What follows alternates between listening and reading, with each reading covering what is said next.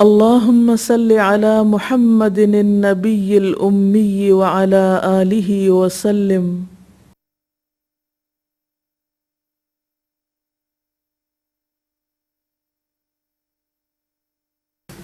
السلام علیکم ورحمۃ اللہ وبرکاتہ. نحمده ونصلي على رسوله الكريم.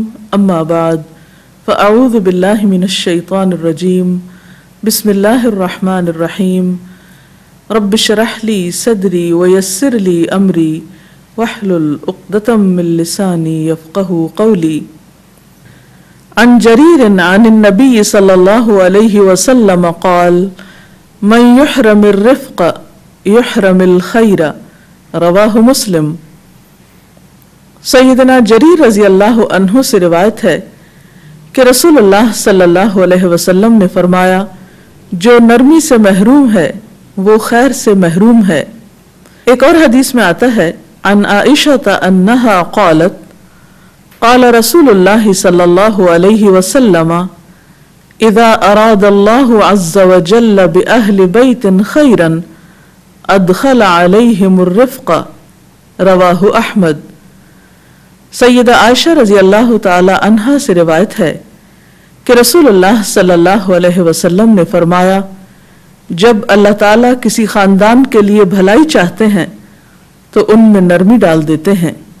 رسول اللہ صلی اللہ علیہ وسلم کے ان فرامین میں نرمی کے فائدوں کے بارے میں رہنمائی ملتی ہے کہ کس طرح نرمی ہر طرح کی بھلائیوں کا دروازہ کھول دیتی ہے اور کس طرح سختی انسان کو خیر و برکت سے محروم کر دیتی ہے. اور خاص طور پر اگر خاندانی زندگی میں نرمی نہ ہو، ایک گھر کے اندر رہنے والے افراد باہم ایک دوسرے کے لیے نرم مزاج نہ ہو تو اس گھر کے اندر کوئی خیر و بھلائی ہو نہیں سکتی. خاندانی زندگی کے علاوہ عام باہمی تعلقات میں معاشرے کے اندر مختلف انسانوں کو باہم معاملہ کرتے وقت نرم مزاجی سے کام لینا چاہیے. انسان کہیں پر بھی ہو، تعلق کسی سے بھی ہو، اگر اس تعلق کے اندر نرمی ہے تو وہ تعلق خوبصورت ہو جائے گا، اور اگر اس تعلق میں نرمی نہیں تو تعلق باقی بھی نہیں رہ سکتا. قرآن پاک میں اللہ سبحانہ وتعالی رسول اللہ صلی اللہ علیہ وسلم کی صفت بتاتے ہوئے فرماتے ہیں فَبِمَا رَحْمَةٍ مِّنَ اللَّهِ لِنْتَ لَهُمْ وَلَوْ كُنْتَ فَظًّا غَلِيظَ الْقَلْبِ لَانفَضُّوا مِنْ حَوْلِكَ فَاعْفُ عَنْهُمْ وَاسْتَغْفِرْ لَهُمْ وَشَاوِرْهُمْ فِي الْأَمْرِ فَإِذَا عَزَمْتَ فَتَوَكَّلْ عَلَى اللَّهِ إِنَّ اللَّهَ يُحِبُّ الْمُتَوَكِّلِينَ. یہ اللہ کی بڑی رحمت ہے کہ آپ ان لوگوں کے لیے بہت نرم مزاج واقع ہوئے ہیں، ورنہ اگر کہیں آپ تند خو اور سنگ دل ہوتے تو یہ سب آپ کے گرد و پیش سے چھٹ جاتے. ان کے قصور معاف کر دیجئے، ان کے حق میں دعائے مغفرت کیجئے اور دین کے کام میں ان کو شریک مشورہ رکھیے. پھر جب آپ کسی کام کا عزم کر لیں تو اللہ پر بھروسہ کیجئے. اللہ کو وہ لوگ پسند ہیں جو اس پر توکل کرتے ہیں. یہاں پر ایک بات تو یہ فرمائی گئی کہ رسول اللہ صلی اللہ علیہ وسلم اپنے ساتھیوں کے حق میں عام انسانوں سے بڑھ کر مہربان تھے. آپ تو پوری انسانیت کے لیے رحمت کا پیغام تھے، رحمت للعالمین تھے، لیکن خصوصی طور پر آپ کی یہ شفقت اور مہربانی اپنے ساتھیوں کے لیے تھی. اور ساتھ ہی فرمایا گیا کہ اگر آپ کے اندر یہ نرمی اور یہ مہربانی نہ ہوتی تو یہ لوگ آپ کے قریب نہ آتے، یہ سب دور چلے جاتے. ایک اور جگہ پر آتا ہے لو انفقت ما فی الارض جمیعا ما الفت بین قلوبہم، کہ زمین میں جو کچھ ہے یہ سارے کا سارا بھی آپ ان پہ خرچ کر ڈالتے تو آپ ان کے دلوں میں محبت پیدا نہیں کر سکتے تھے. یہ آپ کا اعلیٰ ترین اخلاق ہی تھا جس کی وجہ سے آپ کے ساتھی آپ کے قریب تھے. اور پھر غلطی کس سے نہیں ہوتی؟ ہر انسان سے غلطی ہوتی ہے. تو اس موقع پر آپ صلی اللہ علیہ وسلم کو کیا رہنمائی دی جا رہی ہے کہ جب آپ کے ساتھیوں سے کوئی کمی کوتاہی ہو جائے تو ایسے میں ان کے ساتھ انتقامی رویہ اختیار نہ کیا جائے، ان سے درگزر سے معاملہ کیا جائے، اور نہ صرف یہ کہ آپ ان کو خود معاف کر دیں بلکہ ان کے لیے اللہ تعالیٰ سے بخشش کی دعا بھی کریں، اور پھر آئندہ کے لیے ان سے مختلف کاموں میں مشورہ بھی کیا جائے۔ تو یہ ہے وہ اخلاق اور وہ رہنمائی جو ہم سب کو رسول اللہ صلی اللہ علیہ وسلم کی ذات میں ملتی ہے۔ حضرت موسیٰ کو فرعون کے دربار میں جب پیغام حق دے کر بھیجا گیا تو کون نہیں جانتا کہ فرعون ایک نہایت ظالم و جابر انسان تھا، لیکن اللہ تعالیٰ کا پیغام پہنچانے کے لیے موسیٰ علیہ السلام کو جو خاص ہدایت دی گئی وہ کیا تھی؟ اذهبا الى فرعون انه طغى فقولا له قولا لینا، کہ جاؤ تم دونوں یعنی موسیٰ اور ہارون علیہ السلام فرعون کے پاس اور اس سے نرم زبان میں بات کرو۔ قولا له قولا لینا، اس سے نرمی سے بات کرنا، ہو سکتا ہے کہ وہ نصیحت قبول کر لے۔ تو اس سے پتہ چلتا ہے کہ خاص طور پر وہ لوگ جو دوسروں کو واعظ و نصیحت کے کام پر مامور ہوں، ان کو عام لوگوں کی نسبت زیادہ نرمی اور زیادہ شفقت کا ثبوت دینا چاہیے۔ حضرت عائشہ سے روایت ہے کہ رسول اللہ صلی اللہ علیہ وسلم نے فرمایا ان اللہ رفیق یحب الرفق فی الامر کلہ، اللہ تعالیٰ نرمی کرنے والا ہے، ہر معاملے میں نرمی کرنے کو پسند فرماتا ہے۔ حضرت عائشہ سے روایت ہے کہ رسول اللہ صلی اللہ علیہ وسلم نے فرمایا بے شک اللہ تعالیٰ نرمی کرنے والا ہے، نرمی کو پسند فرماتا ہے، اور نرمی پر وہ کچھ عطا کرتا ہے جو سختی پر عطا نہیں کرتا، یعنی نرمی کے ذریعے انسان کو وہ فائدے حاصل ہو سکتے ہیں جو سختی کے ذریعے ہرگز نہیں ہوتے، اور اس کے علاوہ کسی بھی چیز پر عطا نہیں فرماتا، یعنی جتنے فائدے انسان کو نرمی سے حاصل ہوتے ہیں وہ کسی بھی دوسرے طریقے سے حاصل نہیں ہو سکتے۔ ایک اور روایت کے الفاظ میں آتا ہے، آپ نے حضرت عائشہ رضی اللہ تعالی عنہا سے فرمایا کہ نرمی کو اپنے اوپر لازم سمجھو، سختی، درشتی اور بے حیائی سے اپنے آپ کو بچا کر رکھو۔ تو اس سے پتہ چلتا ہے کہ اخلاق کریمہ کی کون سی علامات ہیں اور بد اخلاقی میں کیا چیزیں شامل ہیں۔ ایک اور روایت میں حضرت عائشہ ہی روایت کرتی ہیں، رسول اللہ صلی اللہ علیہ وسلم نے فرمایا جس چیز میں بھی نرمی ہوتی ہے وہ اسے خوبصورت بنا دیتی ہے، اور جس چیز سے نرمی نکال لی جاتی ہے اسے عیبدار کر دیتی ہے۔ یعنی نرمی مختلف چیزوں کو خوبصورت بنانے کا کام کرتی ہے، جبکہ سختی چیزوں کو بدنما کر دیتی ہے، خواہ وہ معاملات ہوں یا وہ کوئی بھی چیز ہو۔ مثلاً اگر آپ کسی برتن کو بھی ہینڈل کر رہے ہیں، کسی بچے کے ساتھ معاملہ کر رہے ہیں، کسی عام زندگی مثلاً ایک کتاب کھول رہے ہیں، دروازہ کھول رہے ہیں، کوئی برتن اٹھا رہے ہیں، رکھ رہے ہیں، کچھ بھی کام کر رہے ہیں، تو اگر ان تمام امور میں نرمی سے کام لیتے ہیں تو ان تمام چیزوں میں ایک حسن پیدا ہو جائے گا۔ اور اگر ان معاملات میں بھی آپ یعنی انسان تو انسان اگر مختلف چیزوں کے ساتھ بھی آپ سختی کا معاملہ کرتے ہیں تو وہ آپ کا رویہ اور طریقہ جو ہے وہ بدصورت ہو جائے گا، یعنی ایک اکھڑ پن کی علامت ہے اور ایک بد اخلاقی کی علامت ہے کہ انسان کا مزاج اور انسان کا رویہ درست ہو یا سخت ہو۔ پھر اسی طرح ایک اور حدیث میں آتا ہے، آپ صلی اللہ علیہ وسلم نے فرمایا الا اخبرکم بمن یحرم علی النار او بمن تحرم علیہ النار تحرم علی کل قریب ہین لین سہل، کیا میں تمہیں ایسے لوگوں کی خبر نہ دوں جو جہنم کی آگ پر یا جہنم کی آگ ان پر حرام ہے؟ یہ ہر اس شخص پر حرام ہے جو لوگوں کے قریب رہنے والا ہے، آسانی کرنے والا ہے، نرمی کرنے والا ہے اور نرم خو ہے۔ یہاں ایک ایسے انسان کا نقشہ کھینچا جا رہا ہے کہ جو نرمی والا ہے یا جس کی طبیعت کے اندر نرمی ہے، آسانی ہے اور لوگوں کے قریب ہونے کی صلاحیت ہے۔ فرمایا کہ یہ وہ شخص ہے جو فائر پروف ہے، یعنی آگ اس پر اثر انداز نہیں ہوتی، وہ آگ میں جائے بھی تو اس کو کچھ نقصان نہیں پہنچتا، آگ اس سے دور ہے، وہ آگ سے دور ہے۔ اور آگ سے مراد یہاں آخرت کی آگ ہے، جہنم کی آگ ہے۔ گویا جنت میں جانے والوں کی صفات کیا ہیں، خوبیاں کیا ہیں، 4 الفاظ میں بیان ہوئی: قریب، ہین، لین، سہل، کہ وہ شخص جو لوگوں کے قریب ہے، یعنی لوگوں میں گھل مل کر رہتا ہے، فاصلہ نہیں رکھتا، اپنے آپ کو بڑی چیز نہیں سمجھتا۔ ہین، بہت آسانی پیدا کرنے والا ہے، یعنی مشکل پسند نہیں۔ لین، نرمی کرنے والا ہے۔ سہل، آسانی پیدا کرنے والا ہے، نرم خو ہے، یعنی وہ شخص جو لوگوں کے ساتھ گل مل کر رہے، ان کے قریب ہو، اس سے معاملہ ڈیفیکلٹ نہ ہو، لوگوں کے لیے وہ پریشان کن نہ ہو۔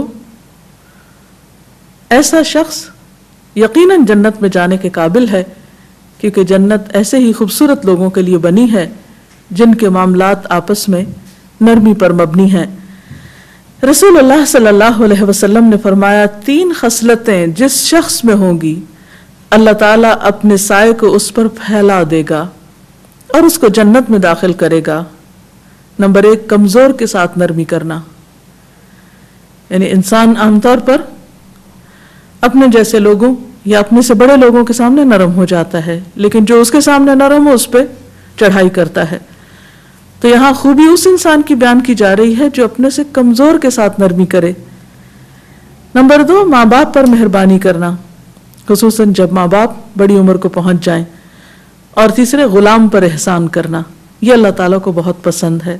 ایک اور حدیث سے پتہ چلتا ہے، رسول اللہ صلی اللہ علیہ وسلم نے فرمایا کہ مومن بردبار اور نرم خو ہوتے ہیں، اس اونٹ کی مانند جس کی ناک میں نکیل پڑی ہو، اگر اس کو کھینچا جائے تو کھینچا چلا جائے، پتھر پہ بٹھایا جائے تو پتھر پہ بیٹھ جائے، یعنی وہ لوگوں کے ساتھ اکڑ کا معاملہ نہیں کرتا، انا کا شکار نہیں ہوتا، لوگوں کی بات سننے والا ہوتا ہے، اپنی سنانے والا ہوتا ہے، ان کے ساتھ تعلق قائم کرنے والا ہوتا ہے۔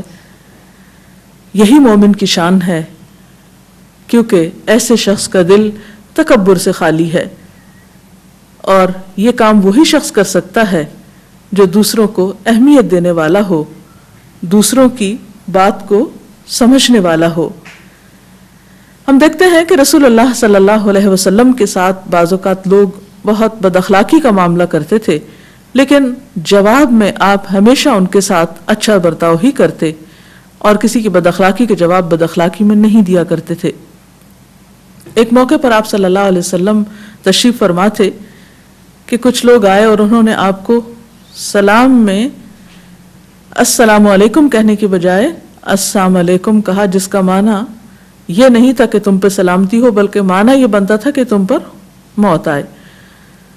حضرت عائشہ سمجھ گئیں، اس پر انہوں نے کہا کہ وعلیکم السلام واللعنہ، کہ تم پر موت اور لعنت ہو۔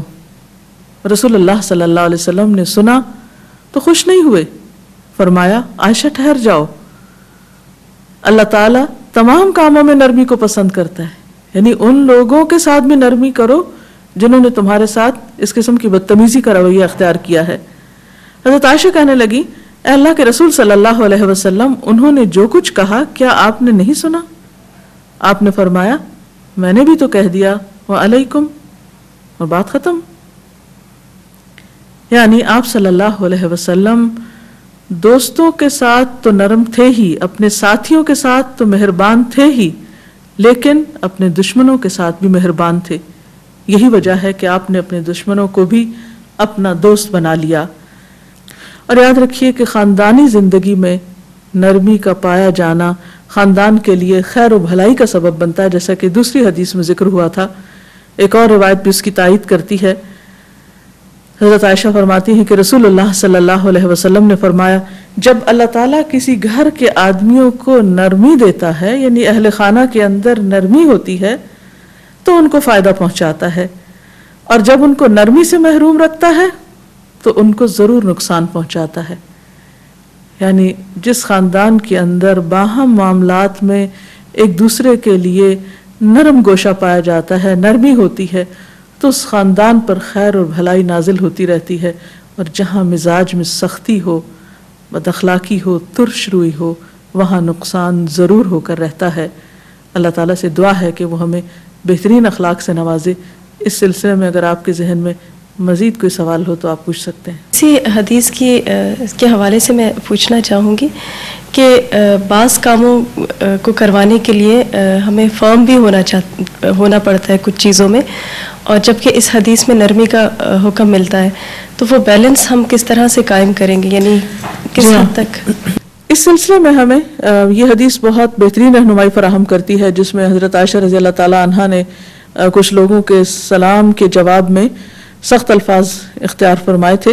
تو اس موقع پر آپ صلی اللہ علیہ وسلم نے بھی ان کو جواب دیا تھا، لیکن حضرت عائشہ کے جواب میں اور آپ صلی اللہ علیہ وسلم کے جواب میں بہت فرق تھا. جبکہ آپ کا جواب زیادہ جامع تھا اور نرم بھی تھا، اور دوسری طرف حضرت عائشہ کا جواب سخت تھا، لیکن آپ صلی اللہ علیہ وسلم نے اس کو پسند نہیں کیا. تو اس سے پتہ چلتا ہے کہ انسان بہت معاملات میں فرم بھی ہو سکتا ہے انتہائی اچھے نرم رویے کے ساتھ. تو اصل چیز ہے اصول کی پابندی، حدود کی پابندی، لیکن رویے کے اندر تبدیلی نہیں آنی چاہیے. یعنی آپ اپنے موقف پر سخت سے سخت ہو سکتے ہیں، لیکن اس کے باوجود آپ کا رویہ انتہائی با اخلاق ہو سکتا ہے.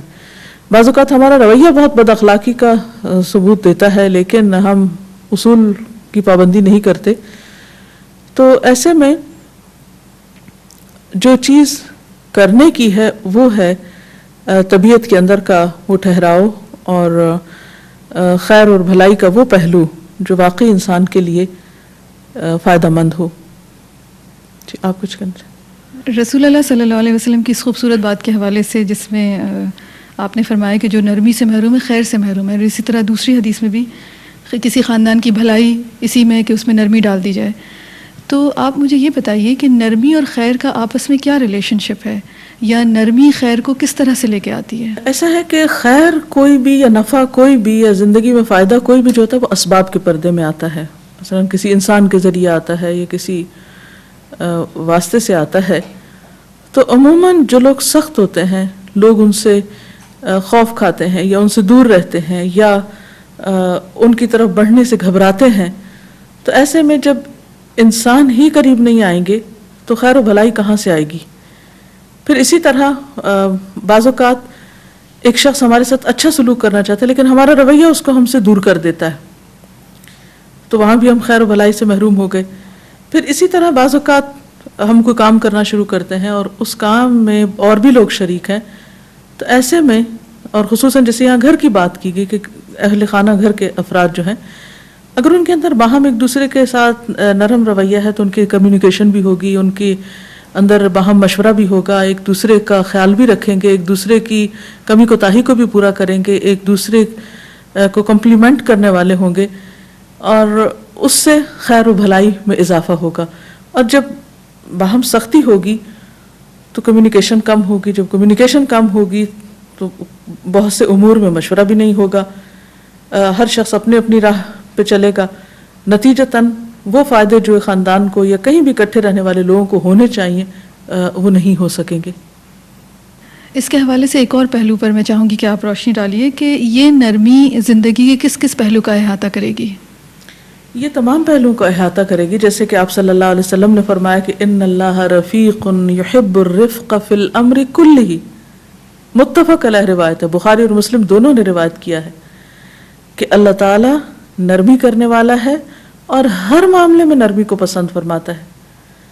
یعنی خواہ وہ گفتگو ہو، خواہ وہ روپے پیسے کا لین دین ہو، قرض کا لین دین ہو، یا کسی کے ساتھ خرید و فروخت کا معاملہ ہو، تجارت و کاروبار میں باہم شراکت ہو، کوئی بھی چیز ہو، یعنی تمام پہلوؤں میں.